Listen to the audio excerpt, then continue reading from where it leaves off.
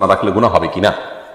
ভাই শহীদুল ইসলাম, অনেক খেটে খাওয়া মানুষদেরই প্রশ্ন, অনেক রিক্সাওয়ালা ভাই আছেন, দিনমজুর ভাই আছেন, যারা এই প্রশ্ন করেন যে আমরা যদি সিয়াম পালন করতে চাই তাহলে কাজ করতে পারি না, কারণ আমি যে কাজ করি সেখানে একটু পরপর পানি পান করতে হয়, বিশেষ করে গরমের দিনে।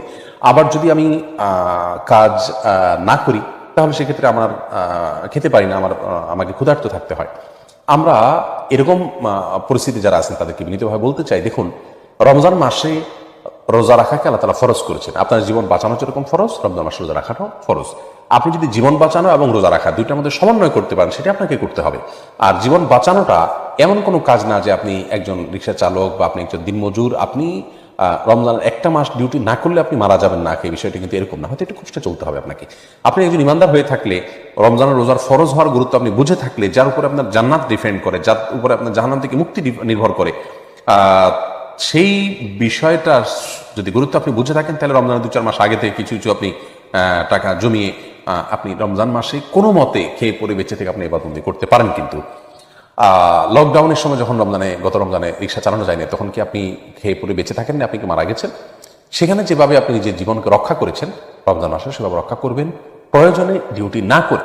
আর চাইলে আপনি ডিউটি কম করে, কম উপার্জন করে কোনো রকম চলে হলে আপনি রমজান রোজা রাখতে পারেন। আর চাইলে রাতের বেলা ডিউটি করে বা সন্ধ্যার সময় ডিউটি রিক্সা চালিয়ে, রিক্সা কথা বলছে যারা রাতে ডিউটি করা সম্ভব, যে সমস্ত মানে প্রফেশনাল রাতে কাজ করা সম্ভব, রাতে কাজ করে তারা দিন রোজা রাখতে পারেন। এক কথায় অনেক অপশন কিন্তু খোলা আছে। কেউ যদি চান সিরিয়াস হন যে আমি রোজা রাখবো, তার জন্য এটা কঠিন কোনো কিছু নয়। ধরুন আপনাকে বলা হলো যে তুমি 30 দিন পর্যন্ত দিনের বেলায় কোনো কিছু খাবে না, কোনো কিছু পান বা আহার কিচ্ছু করবে না, এবং বরং তোমাকে রিক্সা চালাতে হবে, এবং তুমি একজন নির্মাণ শ্রমিক হিসেবে তোমাকে সাধারণভাবে তোমার স্বাভাবিক কাজ চালিয়ে যেতে হবে, এবং কিছু খেতে পারবে না তুমি। বিনিময়ে তোমাকে রমজান শেষে 10 লক্ষ টাকা দেওয়া হবে। আমার তো মনে হয় যে কোনো শ্রমিক এই অজুহাত পেশ করবেন না যে আমার তো কষ্ট হয়, আমি পারবো না। সবাই বরং 10 লক্ষ টাকার অফার লুফে নেওয়ার জন্য যত কষ্ট হোক সবর করিয়ে করবেন। তো আল্লাহ রাব্বুল আলামিন তো রমজানের রোজার বিনিময়ে আপনার জন্য জান্নাত এবং জান্নাতের একটা স্পেশাল গেট দিয়ে প্রবেশের সুযোগ দিয়েছেন। 10 লক্ষ টাকা এক পাশে রাখুন, জান্নাতকে এক পাশে রাখুন।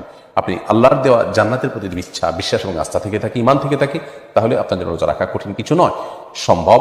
প্রয়োজনে একটু কষ্ট করে হলে আপনি করতে পারেন। হ্যাঁ, একটি এক্সেপশন বিষয় হলো যে আপনি রোজা রেখেছেন, প্রতিমধ্যে আপনি কাজ করতে করতে আল্লাহ এখন এমন একটা পরিস্থিতির মধ্যে পড়ে গেছেন যে আপনি নিজেও কল্পনা করতে পারেন নাই, প্রচন্ড রকমের তৃষ্ণা, পিপাসা, বা এরকম একটা পরিস্থিতির মধ্যে পড়েছেন যে এই মুহূর্তে আপনি পানি পান না করলে আপনি মারা যাবেন, গলা শুকিয়ে গেছে। আল্লাহ মাফ করুক, এরকম লেভেলে হলে আপনি রোজা ভেঙে ফেলবেন।